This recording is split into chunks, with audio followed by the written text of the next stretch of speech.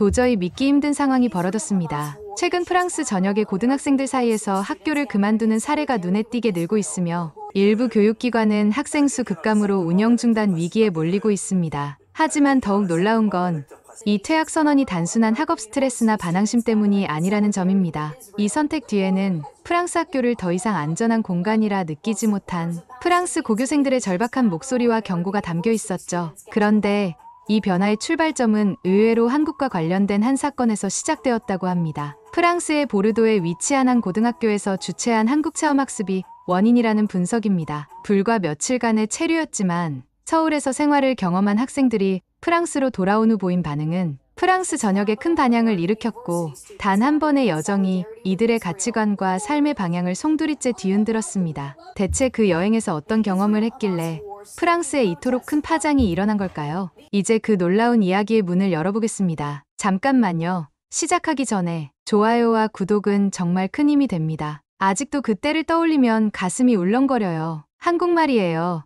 그땐 그 나라 이름만 나와도 반사적으로 거부감이 들었거든요. 당시엔 대한민국이라는 이름만 들어도 고개를 강하게 저으며 부정하기 바빴으니까요. 안녕하세요. 저는 현재 한국의 연세대학교 불문과에서 재학 중인 20살의 프랑스 태생 마이로피에입니다. 지금은 매일매일 한국에서 새로운 경험을 쌓으며 즐겁게 지내고 있지만 불과 작년만 해도 저는 프랑스 파리에서 계속 교육을 받아왔고 특히 전통적인 유럽의 엘리트주의 사상이 항상 맞다고 생각하며 살아왔던 여학생이었어요. 게다가 강하고 보수적인 집안에서 자란 저희 집의 분위기는 대체로 교육 이야기로 가득했었습니다. 아버지는 프랑스 교육행정부에서 교육부 차관을 역임하셨을 정도로 일평생을 교육으로만 살아오셨고 특히 프랑스의 입시제도와 교육정책 관련 다양한 곳에 아버지의 영향력이 행사되었을 정도이니 말다 했죠. 어머니는 중학교 선생님으로 일을 하신 후 지금은 생떼지행 교감 선생으로 역임 중이십니다. 이렇다 보니 저는 항상 집에서 밥 먹을 때건 휴식을 취하고 있을 때건 매번 교육제도와 교육 철학 이야기를 자연스럽게 들을 수밖에 없었어요. 물론 저 역시 프랑스의 선진화된 교육 시스템이야말로 전 세계의 표준이라고 믿었고 그 안에서 성장한 제 자신이 우월하고 우수하다고 확신했었습니다. 그러던 고등학교 3학년 봄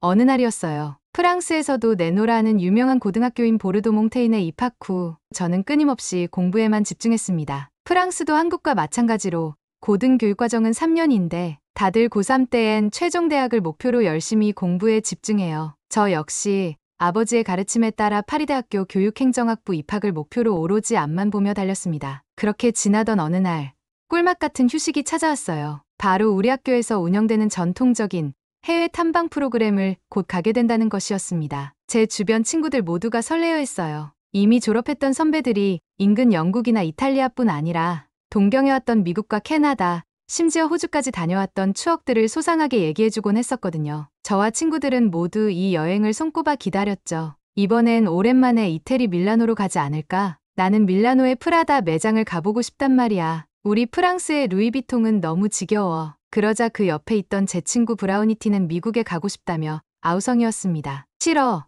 나는 미국의 뉴욕 맨해튼에 가서 커피 한잔 하고 싶단 말이야. 친구들의 행복한 대화 속에서 저 역시 미국의 상징이자 뉴욕의 대표적인 랜드마크인 자유의 여신상을 보러 가고 싶었어요. 그렇게 일주일이 지난 후 드디어 학수고대하던 해외 탐방 프로그램 목적지와 일정 관련 발표가 나왔습니다. 우리 학교 학생들 모두 체육관 대강당에 모였고 교장 선생님께서 직접 단상에 오르셨어요. 그런데 교장 선생님의 첫 마디는 처음부터 가히 충격 그 자체였습니다. 올해의 해외 탐방지는 유럽도 아니고 미주도 아닙니다. 이번엔 바로 동아시아로 가려 합니다. 그 말에 대강당 안에 있던 수많은 친구들 사이에선 술렁이기 시작했어요. 에이 진짜야? 갑자기 왜? 이번엔 뉴욕이나 런던일 줄 알았는데 곧이어 교장 선생님께서 이어서 계속 말씀하셨습니다. 이번 후보국은 베이징과 서울입니다. 그 순간 공기마저 정적에 휩싸였고 곧 누군가가 소리쳤습니다. 그럼 당연히 베이징으로 가야지. 주변 친구들 모두가 큰 목소리를 외쳐가며 말했습니다. 그래도 중국은 인류 문명의 뿌리잖아. 만리장성도 그렇고 솔직히 오랜 세월 쌓아온 문화유산은 유럽도 감히 비교 못하지. 게다가 수도 베이징뿐 아니라 주변 대도시 상하이나 홍콩도 엄청 발전했잖아. 중국을 옹호하던 친구들의 목소리가 점점 커져갔고 저 역시 자연스레 고개를 끄덕이며 말했습니다. 중국은 지금 세계 무대에서 제일 영향력 있는 국가 중 하나지. 솔직히 말해서 한국은 여러 면에서 불안한 점이 있는 것도 맞고 그러자 옆자리에 앉은 다른 친구가 덧붙였어요. 솔직히 인정해야지. 한국은 아직 완전히 안정된 나라라고 하긴 어렵잖아. 지금도 남북 간에 여전히 대치되는 상태고 북한의 지도자가 언제 어떤 행동을 할지 아무도 모르잖아. 엄밀히 말하면 아직도 전쟁 중인 셈이지. 그 말에 저뿐 아니라 주변 친구들도 다들 조용히 고개를 끄덕였습니다. 우리가 아직 고등학생이라서 국제 정세에 대해 전부 아는 건 아니지만 한국은 위험한 나라다라는 인식은 우리 마음속에 어렴풋이 자리하고 있었죠. 그때까지 조용히 있던 마쿠시르행이 조심스럽게 입을 열었습니다. 근데 있잖아. 우리 프랑스도 그리 안전하다고 볼 수 없지 않아? 가끔씩 총기 사건도 일어나고 그 배경에는 깊이 뿌리 박혀 있는 인종 문제도 있고 게다가 파리조차 밤이 되면 분위기가 뒤바뀌잖아. 강도니 테러니 뉴스도 끊이질 않고. 나는 개인적으로 서울의 여의도 한강공원이 파리 생강보다 훨씬 안전하다고 느껴. 그 말이 끝나자 교실은 일순간 조용해졌습니다. 누구도 반박하지 못했어요. 3달 전 인근 학교에서 벌어진 인종차별에서 비롯된 총기 난사 사건을 모두 기억하고 있었거든요. 우린 실제로 학교에서 이러한 위기 상황에 대비한 훈련을 자주 받고 있었고 그 현실을 외면할 수 없었어요. 그 순간부터 교실 분위기는 서서히 달라지기 시작했습니다. 누군가는 말했죠. 지금 전 세계의 문화 중심은 한국이잖아. BTS나 블랙핑크.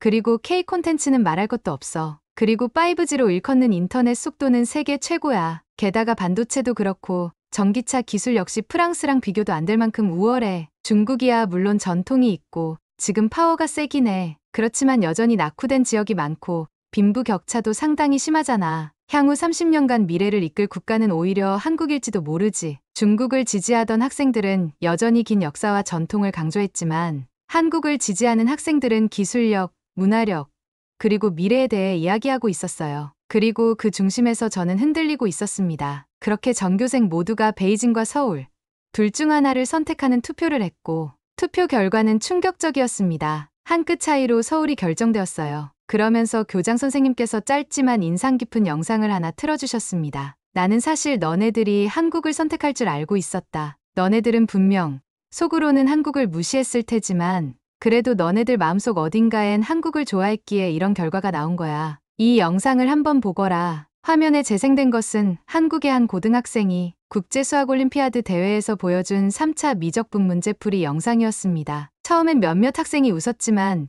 곧 분위기가 달라졌습니다. 카메라가 비춘 칠판 위의 공식들과 풀이 과정은 너무도 창의적이었고 기존의 방식을 완전히 뒤집는 독창적인 접근법은 프랑스에서도 수제라고 일컫는 우리에게도 강력한 자극이 되었죠. 하지만 아무리 큰 충격을 받았다고 해도 우리는 그 감정을 겉으로 드러내지 못했던 것 같아요. 속으로는 와, 진짜 대단하다라고 느끼면서도 겉으론 오히려 무시하는 듯한 말만 내뱉었죠. 저 정도면 나도 할 수 있어. 방식 자체가 말이 안 되잖아.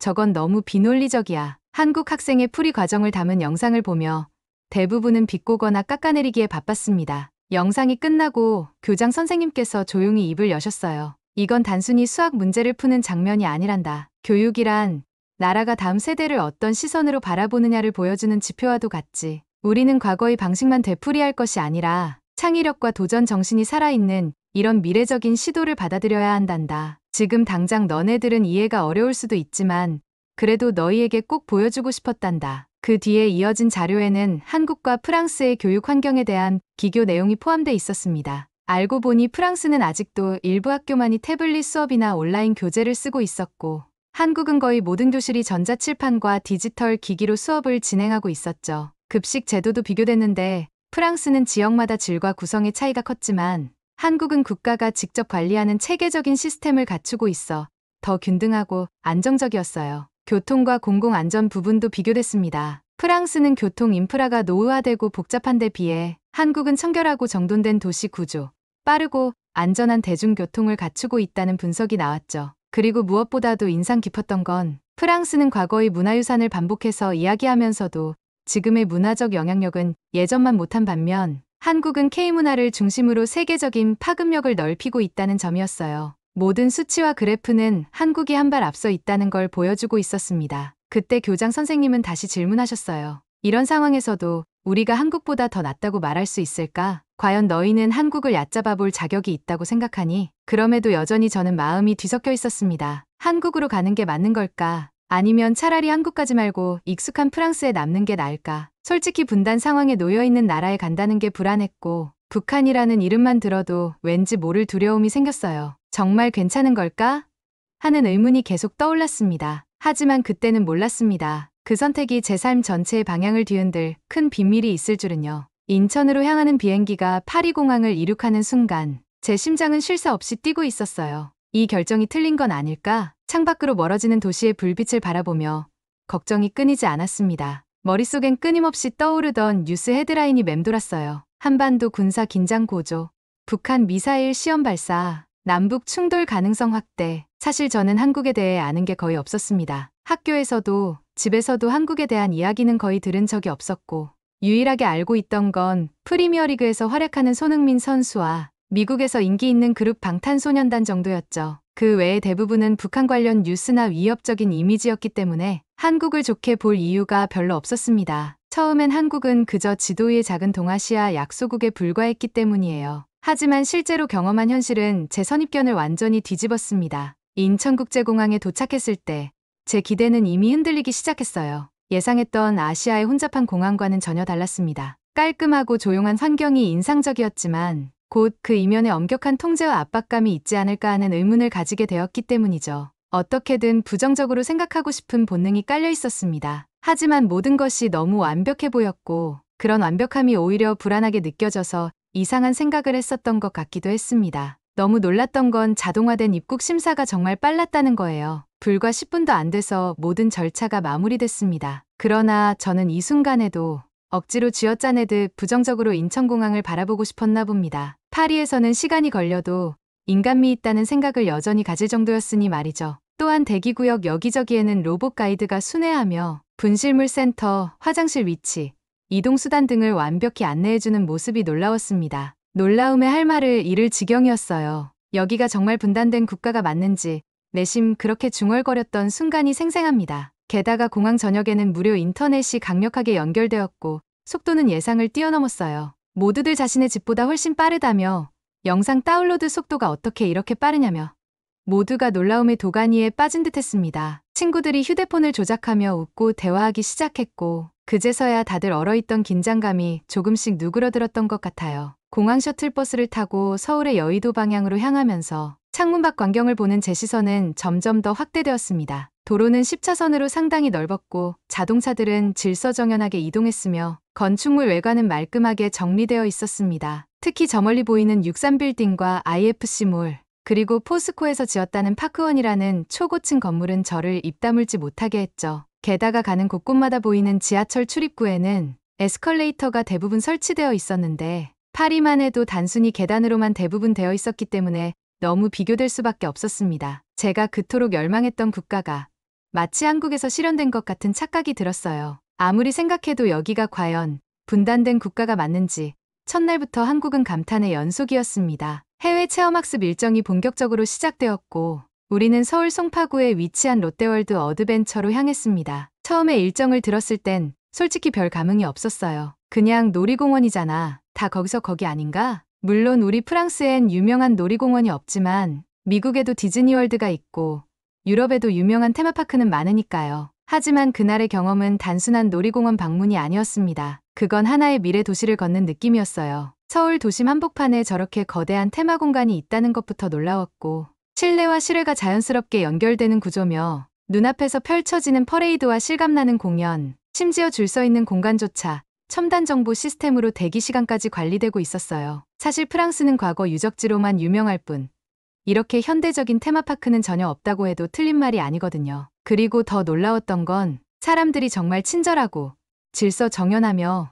아이부터 어른까지 누구 하나 큰 소리 내거나 새치기 하는 모습이 없었다는 것입니다. 프랑스는 뭐 어디 줄 설 때부터 다들 새치기 하고 심지어 소매치기 하는 사건이 비일비재한데 한국은 전혀 다른 풍경이라 놀랄 수밖에 없었어요. 이건 그냥 놀이공원이 아니라 문화 그 자체야. 정돈된 환경도 나무랄 데 없고 영어뿐 아니라 우리 같은 프랑스 사람을 위해 불어까지 지원해주잖아? 다들 모두가 하나같이 칭찬일색이었습니다. 우리가 다녀온 그날 롯데월드에서는 전통적인 한복을 입은 커플들이 사진을 찍고 방탄소년단 음악에 맞춰 퍼레이드가 펼쳐지고 K푸드 코너에서는 외국인들이 떡볶이를 먹으며 감탄하는 모습이 이곳저곳에서 보였어요. 한국이 단순한 국가가 아닌 전 세계 문화 중심지로서의 위상을 갖고 있다는 걸 몸소 느꼈죠. 친구들과 실컷 놀고 숙소로 돌아오는 버스 안에서 저는 정말 생각이 달라졌습니다. 뉴스로만 봤던 한국은 그저 북한 뉴스 옆에 이름만 붙은 나라였는데 실제로 경험해보니 한국은 지금 이 순간 세계의 중심에 서 있는 나라였어요. 제 마음속엔 하나의 말이 조용히 떠올랐습니다. 한국, 생각보다 훨씬 더 멋진 나라였어. 그날 밤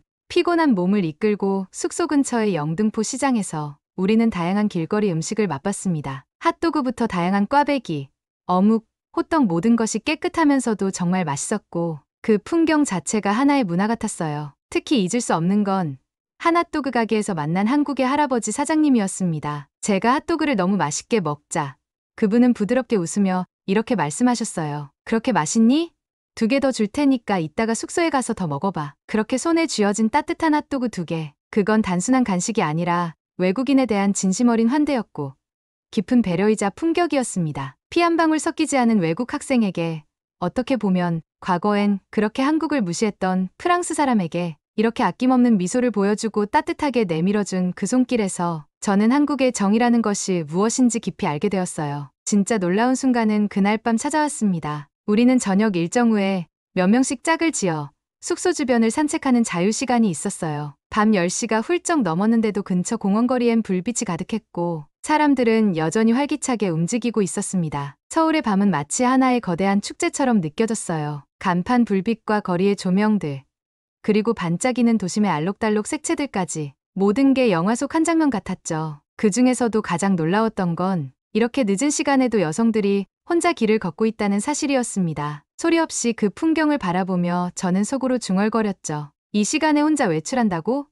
프랑스였으면 상상도 못할 일이야. 사실 제 고향 프랑스에선 여성이 해가 지고 난 뒤 혼자 거리를 걷는 건 험하다는 인식이 너무 강해요. 그래서 그 누구도 밤늦게 혼자 다니질 않거든요. 하지만 이곳은 달랐습니다. 그 어떠한 위협이나 불안도 없었고 그 작은 긴장조차 느껴지지 않았어요. 그동안 저는 한국을 위험한 나라라고만 생각했어요. 뉴스에 나오는 북한 관련된 미사일과 군사 충돌 같은 단어들 때문이었죠. 그런데 정작 매일 뉴스에 총격 사건이 보도되고 거리에서는 늘 소매치기와 강도 사건 때문에 긴장하며 살아왔던 우리 프랑스가 한국보다 훨씬 위험했다라는 것을 깨닫게 되었습니다. 그제야 알았습니다. 그날 이후 제 마음속에서는 알 수 없는 기준들이 서서히 무너지기 시작했어요. 그리고 무언가 새로운 기준이 조용히 자리 잡고 있었습니다. 그 다음 날이었습니다. 사실 이날은 제가 이번에 서울 탐방 프로그램을 오면서 가장 기대했던 일정이었어요. 바로 서울에 있는 서울과학고 학생들과의 특별한 토론 일정이 있었기 때문입니다.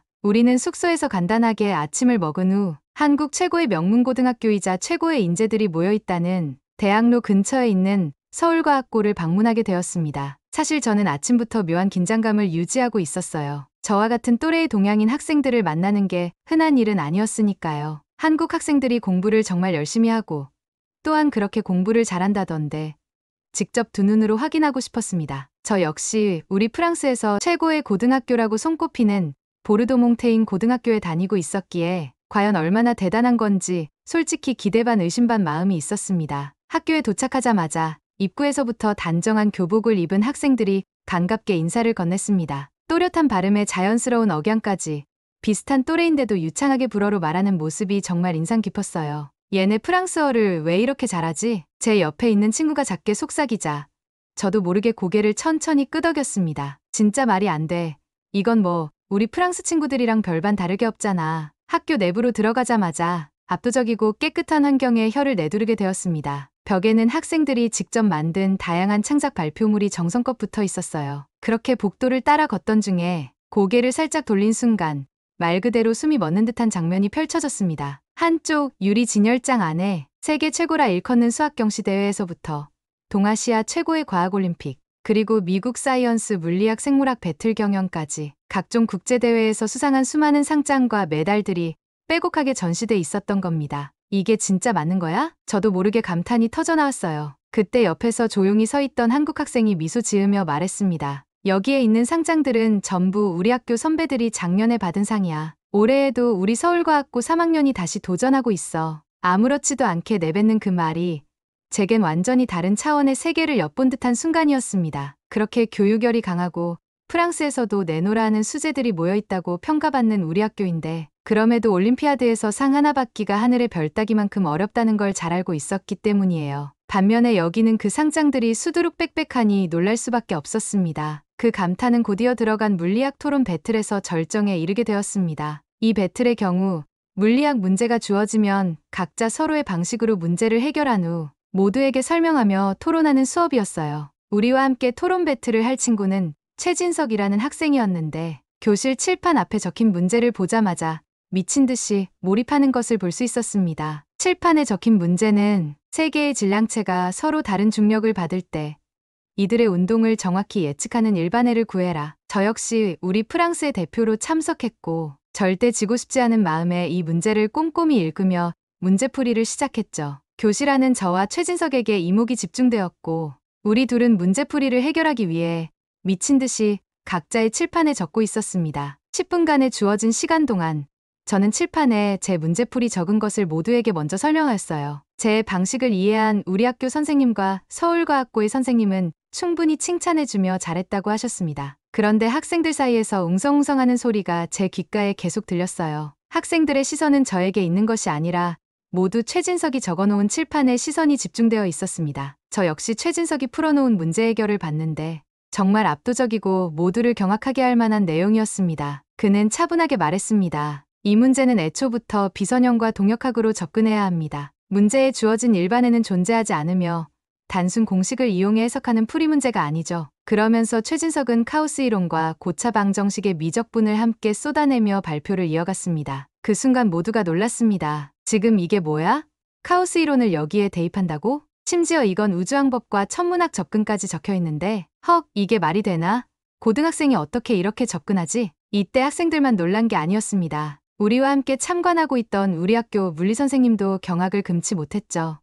이건 내가 대학교 때도 제대로 이해하지 못한 이론이야. 어떻게 이걸 고등학생이 적용할 수 있지? 선생님도 혼잣말을 되뇌이며 놀라움을 감추지 못하고 있었습니다. 이 접근법은 단순히 시험에만 쓰는 게 아니라 실제 통계나 물리학 모델링에 쓰이는 접근법이었고 대부분 대학교를 넘어 대학원에서나 배울 법한 이론들이었습니다. 그런데 최진석이라는 이 학생은 별거 없다는 듯한 표정으로 모두에게 설명한 뒤 유유히 자리를 빠져나갔죠. 수업이 끝난 뒤 모두가 하나같이 말했습니다. 이건 대학원이나 박사과정에서 이행하는 논문 수준이야. 그날 저는 생애 처음으로 이곳에서 살아가고 싶다는 마음이 진심으로 들었습니다. 한국은 단순히 발전한 나라가 아니라 젊은 세대에게 진짜 내일을 준비시켜주는 교육 중심의 사회였어요. 머물렀던 마지막 밤, 숙소 침대에 누워 창밖을 바라보다 저는 서울의 밤 풍경에 마음을 뺏기고 말았습니다. 편의점 앞에서 간단한 요깃거리를 고르는 사람들, 조용한 골목에서 소곤소곤 이야기를 나누는 주민들, 그 일상의 장면들이 너무나도 포근하고 정돈되어 있으며 무엇보다도 안심이 되는 모습이었죠. 그때 문득 마음속에 떠오른 한 생각, 여기에서 살아보고 싶다. 그건 그저 여행자 입장에서의 감탄이 아니었습니다. 짧은 시간이었지만 저는 이곳에서 불안 없는 거리, 따뜻한 시선, 그리고 학생을 존중하는 교육 시스템을 온몸으로 느꼈으니까요. 하지만 모든 여행에는 끝이 오듯 이 특별한 시간도 마무리를 향해 달려가고 있었습니다. 귀국하는 비행기에 오르던 그 순간 제 가슴 한쪽은 이미 한국에 머물고 있었던 것 같습니다. 비행기가 파리에 가까워질수록 그리웠던 고향이 반갑기보단 낯설게 느껴졌습니다. 오랜만에 다시 시작된 학교 생활. 오후 점심으로 나온 파스타 접시엔 어김없이 작은 벌레들이 날아들고 있었습니다. 평소 같았으면 그냥 넘겼겠지만 그날은 어쩐지 가슴 어딘가가 묵직하게 가라앉는 기분이었어요. 그게 끝이 아니었습니다. 답답하기 짝이 없는 학교 와이파이는 늘 연결이 끊기기 일쑤였고 학교는 정기적으로 비상사태 대비훈련을 진행했어요. 그건 혹시 모를 무장사고나 위험 상황에 대응하기 위한 것이었죠. 그리고 결정적인 사건은 한창 수업이 진행되던 중 들려온 전체 경보음이었습니다. 현재 모의 위기 상황 훈련입니다. 모든 교실은 문을 닫고 조명을 끄세요. 불이 꺼진 교실 안, 학생들은 숨을 죽인 채 말없이 자리에 앉아 있었고 그 짧고도 긴 몇 분 동안 제 머릿속에 떠오른 장면은 밤 11시쯤 서울 골목길 편의점에서 라면을 사던 나의 모습이었어요. 당시엔 한국이 위험한 나라라고 생각했었는데 그 평화롭고 환했던 밤이 이제 와서는 너무도 그립고 믿기지 않는 장면처럼 느껴졌습니다. 진짜 무서운 건 내가 지금 있는 이곳이었다는 걸 그 순간 처음으로 깨달았어요. 그날 밤 저는 부모님과 아주 깊은 대화를 나누게 됐습니다. 엄마, 아빠, 저 한국으로 공부하러 가고 싶어요. 뜬금없는 저의 말에 부모님은 순간 몹시 당황한 표정을 지으셨어요. 갑자기 왜 그러냐며 엄마가 무엇을 잘 못해준 거라면 솔직히 다 말해달라고 했습니다. 그러면서 혼자 외국에서 지내는 건 쉬운 일이 아니라고 덧붙여 주셨죠. 그 말에 저는 천천히 하지만 분명하게 제 마음을 전했습니다. 한국에서 제가 배운 건 단순한 교과서 내용이 아니었어요. 사람 간의 예의와 질서, 그리고 학생을 하나의 주체로 존중하는 교육 문화를 느꼈거든요. 며칠 동안 부모님과 수차례 이야기를 나눴고 마침내 두 분은 제 결정을 이해하고 지지해 주셨습니다. 그 후 저는 프랑스 학교를 정리하고 한국의 국제고등학교 유학 준비에 들어갔습니다. 비자 신청과 서류 정리, 그리고 다양한 인터뷰를 준비하는 모든 과정이 녹록지 않았지만 그 하나하나가 저를 진짜 원하는 길로 이끌고 있다는 확신이 있었기에 힘들어도 감사한 마음으로 감당할 수 있었어요. 그 후에 저는 서울의 국제고등학교에서 유학생으로 새로운 생활을 시작했고 여전히 한국어가 완벽하지는 않지만 따뜻한 친구들 덕분에 매일 웃으며 지냈습니다. 결국 드디어 원하던 연세대학교 불문과에 들어갔고 현재 수업 하나하나에서 배움의 기쁨을 느끼고 있습니다. 돌이켜보면 이건 그저 단순한 여행이 아니었어요. 제 인생의 방향을 완전히 바꾼 결정적인 전환점이었습니다. 지금 저는 낯선 땅이 아닌 두 번째 고향 같은 곳에서 살아가고 있어요. 처음 이곳에 발을 디뎠을 땐 설렘과 걱정이 뒤섞여 있었지만 지금은 그 모든 감정이 감동과 애정으로 바뀌었습니다. 앞으로 이곳에서 어떤 미래가 펼쳐질지는 아직 모르겠지만 한 가지는 확실합니다. 저는 한국과 프랑스를 이어주는 가교 역할을 하는 다리 같은 사람이 되고 싶어요. 이곳의 아름다운 문화를 진심으로 이해하고 그 가치를 더 많은 사람들에게 전하며 세계를 연결하는 통로가 되는 사람이 되기를 꿈꿉니다. 오늘 이야기 어떠셨나요? 혹시 이 이야기를 듣거나 보고 있는 시청자분들도 혹시 이런 특별한 경험을 해보신 적 있다면 댓글로 공유해 주시면 정말 좋을 것 같아요. 다양한 댓글을 통해서 서로 얘기하다 보면 분명 좋은 내용들을 알아갈 수 있으니까요. 그리고 다양한 댓글들이 이 채널을 더 따뜻하게 만들어줍니다. 구독과 좋아요 잊지 마시고 다음에도 감동적인 이야기로 찾아뵙겠습니다. 감동이야였습니다.